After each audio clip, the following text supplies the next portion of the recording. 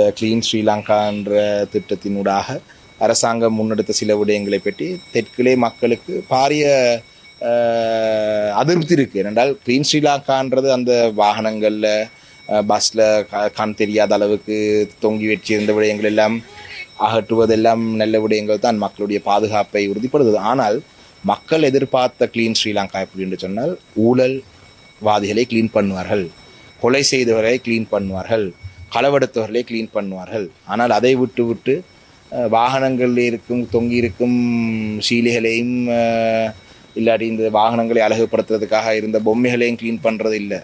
அதாவது கொலகாரனையும் கொள்ளகாரனையும் கப்பம் வாங்கினதையும் பாலியல் கொடுமைகளில் ஈடுபட்டவர்களையும் சீனி மோசடி, எண்ணெய் மோசடி, மற்றது இப்படிக்கான எத்தனையோ மோசடிகள் இருக்குது. அவர்களே அதில் பட்டியலிட்டு அவர்களே கிளீன் பண்ணுவார்கள் என்று பார்த்தால், த்ரீலர்களே அடிச்சிருக்கும் ஸ்டிக்கரையும் மற்றது அந்த அந்த அழகுபடுத்துகிற விடயங்களையும் க்ளீன் பண்ணுறதை எல்லாம் பார்த்து மக்கள் அதிருப்தியில் இருக்கிறாங்க. அந்த வகையிலே ஒரு புதிய அரசியலமைப்பு ஒன்று உருவாக்குற நேரம் 3 வருஷத்தால் தான் புதிய அரசியலமைப்பினுடைய வேலைகள் பூர்த்தியாகும் என்றால், அந்த நேரத்திலே அதை செய்யும் அளவுக்கு அரசாங்கம் மீது மக்களுக்கு நம்பிக்கை இருக்குமா என்ற சந்தேகம் இருக்கின்றது. அந்த வகையிலே நாங்கள் பூர்ணமான அழுத்தங்களை இதுக்கு உள்நாட்டிலேயும் சர்வதேச ரீதியாக நாங்கள் வழங்குவோம்.